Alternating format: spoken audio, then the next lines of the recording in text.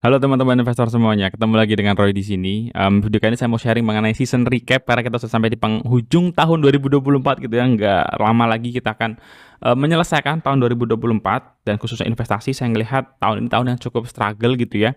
Mungkin teman-teman juga mikir, wah investasi kok susah banget gitu ya. Padahal sempat di tengah tahun begitu cemerlang, tapi kemudian endingnya Desember biasanya marketnya hijau, sekarang malah marketnya sedang koreksi gitu ya. Semoga season recap ini, sharing saya ini bisa ngasih insight buat teman-teman dan don't stop gitu ya. Jangan berhenti untuk belajar dan survive di pasar modal karena mungkin tahun ini bukan year-nya kalian, tapi saya yakin mungkin tahun depan bisa jadi year yang cukup bagus buat investasi kalian.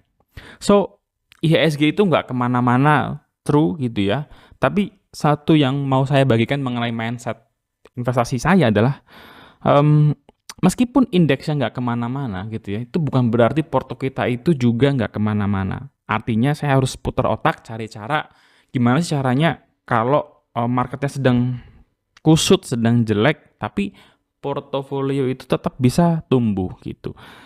Saya nggak capture-capture yang gimana-gimana, saya sharekan aja kalau dua yang jadi metrik saya gitu ya untuk pengukuran gimana sih kinerja di 2024. Pertama adalah secara portofolio gedenya itu masih oke gitu ya, masih tumbuh 17%. Kemarin-kemarin sebelum Desember itu sempat 20 sekianan persen gitu ya, 22, 23. Terus beberapa emiten turun, ya jadinya per video ini dibuat jadi sekitar 17 persenan. Tapi yang jadi catatan saya adalah realized profit gitu. Realized profit saya tahun ini itu di level 11%. Realized profit itu artinya um, hasil investasi yang sudah diuangkan, sudah dijual gitu, sudah dicuanin, bukan lagi floating profit tapi sudah jadi realized. Dan ini jumlahnya naik signifikan dibandingkan dengan tahun 2023. Buat saya realized profit itu penting karena saya ngambil sebagian dari realized profit itu untuk keperluan saya sendiri, keperluan keluarga lah ya, untuk mungkin jalan-jalan, untuk mungkin beli sesuatu. Itu saya ngambilnya selalu dari realized profit. Jadi kalau realized profitnya naik, saya ada lebihan lagi untuk melakukan hal-hal lain gitu. Nah, apa sih yang saya kerjakan di tahun 2024 ini gitu ya? Saya ngelihatnya ada 4 poin. Poin pertama adalah transisi profil risiko yang lebih besar gitu. Ini saya taruh di paling depan, tapi bukan berarti ini hal yang paling penting gitu ya. Saya ngelihat ini yang saya lakukan 2-3 tahun terakhir ini. Tapi di tahun ini tuh bener-bener berasa mereka lah yang menolong portfolio saya gitu. PANI, AMMN, MLPT, AADI, BRMS gitu ya. Mungkin saham-saham ini nggak pernah terbahas di channel ini gitu. Kenapa? Karena saya memang cukup menghindari saham-saham yang punya potensi risiko besar. Karena saya tahu profil risiko saya dan teman-teman itu mungkin berbeda dan saya nggak tahu profil risiko teman-teman itu seperti apa. That's why saya nggak posting saham-saham yang terlalu berisiko. Pani pernah ada yang request, di awal-awal saya sempat bikin kontennya tapi nggak jadi saya publish. AMMN dibahas saat IPO, MLPT saya pernah mention, saya bikin story short ya mengenai saham MLPT. AADI saya nggak bahas juga, tapi mungkin teman-teman juga banyak yang ikut IPO-nya. BRMS gitu ya, saya juga masuk di sini. Mungkin teman-teman bertanya kenapa gitu ya? Karena profil risiko saya adjust ke risiko yang lebih tinggi gitu ya. Dan seperti layaknya secara alami ya gitu ya, high risk high gain. Jadi mereka lah yang membuat portofolio saya itu cukup bisa bertahan gitu, meskipun memang sekali lagi ya komposisinya saya bukannya all in gitu ya. Jadi ketika bisa dapat 17 persenan growth itu saya sudah cukup happy. Nah, saham-saham ini tuh saham-saham yang berisiko, tapi satu hal yang saya highlight adalah saham-saham itu saham-saham yang menurut saya sekarang ini adalah saham-saham yang punya kepentingan aja gitu ya di market. Yang kedua, saya melakukan sebuah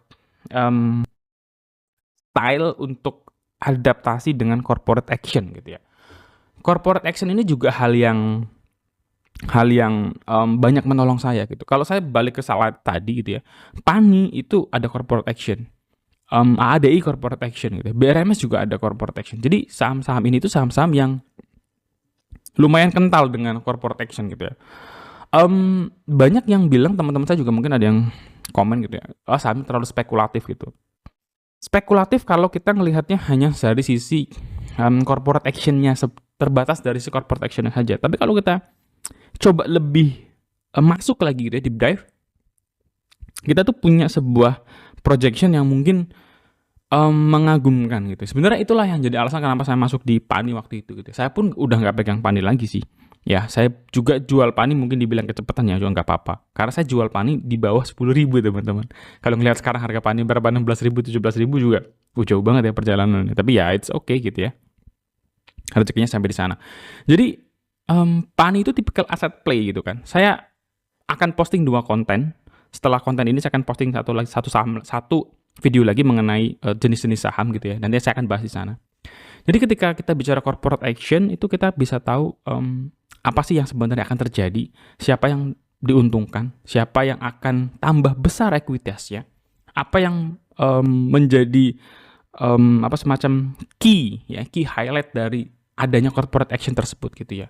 Teman-teman bayangin aja Pani dari sebuah perusahaan investasi atau perusahaan yang bergerak di bidang perdagangan hasil-hasil laut gitu ya, tiba-tiba jadi peak 2 gitu. Waktu itu harganya masih 1.800, 2.000, 2.500 gitu. Peak 2 itu, peak satunya aja harga rumahnya mahal-mahal banget. Tiba-tiba jadi peak 2 gitu. Nggak bisa di-compare Pani dengan BSDI, Pani dengan Pewon gitu ya. Karena state-nya beda, tapi Pani itu punya satu keunggulan yaitu aset play, di mana akuisisi tanahnya harganya murah banget, potensi jualnya I don't know, sudah pasti mahal gitu ya. Jadi kurang lebih seperti itu. Contoh lain lagi misalnya apa? SCMA dan video gitu. SMA itu pernah saya bahas beberapa bulan lalu tuh. Waktu itu harganya sekitar 120 gitu ya. Corporate action-nya adalah santer diberitakan IPO-nya video gitu. Saya nggak tahu videonya akan IPO kapan, nggak tahu. Tapi dengan harganya yang begitu turun tajam sampai 120 perak dari harga tahun lalu mungkin 250-an. Dengan IPO video, SMA punya saham di sana, itu artinya nanti akan ada impact ke dalam laporan keuangan SMA, yaitu kenaikan, nggak tahu, tergantung nanti porsinya dipublish berapa persen, kenaikan ekuitasnya, kenaikan asetnya yang datang dari IPO-nya si video. Itu alasan kenapa SMA ada dalam list saya waktu itu gitu ya, terlepas dari fundamentalnya yang lain. Sekarang ini yang lagi santer, Excel dengan friend gitu ya. Coba teman-teman analisa, lakukan dari sisi aset, coba teman-teman bandingin friend, kemudian Excel, dan coba kaitkan dengan story setelahnya gitu ya. Coba teman-teman lakukan itu dan let's see apa hasil keputusan teman-teman, boleh tulis di kolom komentar. Jadi corporate action banyak menolong saya di tahun 2024. Nomor 3, ini basic tapi kadang-kadang kita berat melakukan, terutama kalau kita sayang terhadap sebuah saham gitu ya. Tapi saya mau bilang take profit terhadap sebuah saham itu tidak pernah salah gitu ya. Ada beberapa teman-teman subscriber, teman-teman yang nonton channel ini yang coba tanya ke saya, Japri dan lain-lain, saya sering katakan kalau mau take profit aja gitu. Saya pun melakukan hal yang sama dan saya sendiri di tahun 2024 ini banyak melakukan take profit gitu ya terhadap saham-saham yang sudah dari tahun 2022, 2023 gitu. Bahkan dari tahun 2021 tuh ada yang baru saya take profit di tahun 2024. Makanya nggak heran realize profitnya jadi besar gitu kan. Nah itu memang nggak bisa kita lakukan setiap tahun seperti itu planningnya. Tapi sekali lagi take profit itu nggak pernah salah karena itu benar-benar cuannya udah di tangan gitu ya. Dan satu hal, kita itu nggak mungkin teman-teman jual saham itu di paling pucuk. Let's say United Tractor, UNTR tuh pernah 30 ribuan kok kalau nggak salah ya beberapa waktu tahun terakhiran gitu ya. Tapi saya nggak bisa jual United Tractor di sana gitu ya. Malah saya jualnya di 27 ribu. Ya oke lah, memang masih floating profitnya masih realized profitnya masih tebel gitu ya. Tapi kenapa saya nggak jual di 30 ribuan segitu ya? Memang momentumnya belum memungkinkan saya untuk jual, belum kepingin jual, dan kalau dipikir-pikir apakah itu titik puncaknya juga saya nggak tahu. Nah ketika saya jual di harga lebih rendah, ya nggak masalah. Toh cuannya juga masih cukup lumayan. Tapi mindsetnya kita nggak mungkin jual di harga yang paling pucuk. Yang keempat adalah ini statement yang menggelitik gitu ya dari presiden seorang yang saya kaget terus terang dengan statement Pak Presiden gitu ya mengenai kalau orang kecil main saham tuh pasti kalah, bandar yang menang gitu ya. Nah buat saya statement ini tuh mengejutkan karena beliau itu lama bergelut di bidang bisnis gitu ya. Cucu dari salah satu pemikir ekonomi nasional. Jadi ketika berkomentar seperti itu tuh saya kayak why gitu ya, kayak nggak masuk akal gitu ya. Tapi kalau saya pikir-pikir lagi, mungkin ada benarnya gitu ya statement dari beliau bahwa kita itu memang susah buat ngalahin Bandar, teman-teman. Nah, ketimbang kita berpikir bahwa kita itu perlu ngalahin Bandar dan lain sebagainya, maka keywordnya adalah kita tuh nggak perlu ngalahin Bandar, nggak perlu ngalahin siapa-siapa. Kita tuh cuman perlu mengalahkan diri kita sendiri di tahun lalu. Jadi inilah pentingnya kita punya sebuah catatan metrik ya atau hasil investasi kita tiap tahunnya seperti apa. Supaya kita bisa ukur 2024 ke 2025 hasilnya gimana, 2025 ke 2026 dan seterusnya hasilnya gimana. Kita bisa pastikan hasil investasi kita itu bertumbuh. Ya, ketika kita fokus sama itu aja diri kita sendiri, tiap tahunnya bisa growth. Nanti teman-teman bisa lihat deh, nggak berasa porto kita makin besar, nggak berasa nih teman-teman ketemu beggar dan nggak berasa nanti ternyata wah kita ternyata survive juga gitu ya, ketemu beberapa market crash kecil, market crash besar, kita bisa survive dan masih lanjut di field ini gitu ya, di investasi saham. Itu buat saya jadi sebuah hal yang menarik kalau kita flashback lagi. Jadi fokusnya bukan ke selalu ngalahin siapa-siapa, ngalahin Bandar apalagi, tapi ke diri kita sendiri.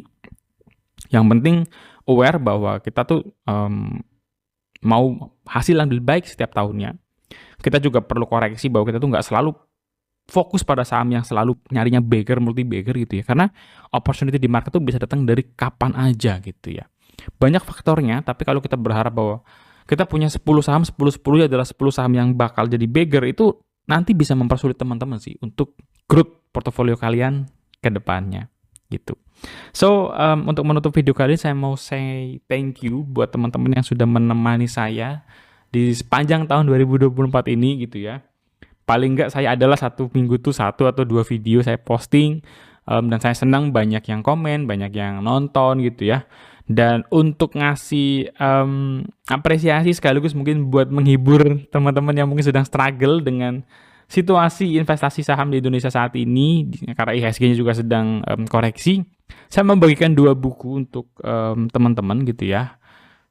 Bukunya dari Pak Juliari Sunendar. Ini salah satu investment guru yang buat saya sih banyak menginfluence saya gitu ya.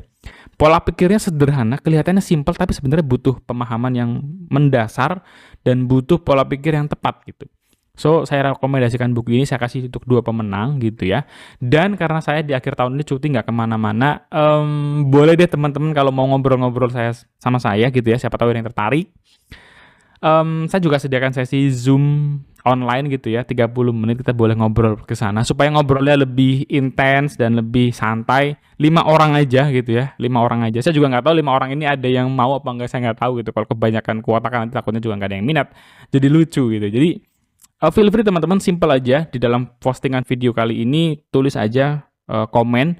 Kalau mau buku ya tulis buku, kalau mau online meeting tulis online gitu ya. Nanti saya kabarin lagi lah untuk waktunya. So, teman-teman, sampai ketemu di next video. Sukses buat investasi 2024. Semoga sia-sia sesuai dengan yang kalian harapkan. Kalau belum, jangan berhenti belajar, survive gitu ya. Pasti nanti kalian akan ketemu ritmenya. Dan kalau kalian flashback lagi, bisa kok ngelewatin 2024 yang IHSG-nya sedang nggak kemana-mana ini. God bless you guys. Sampai ketemu lagi. Bye.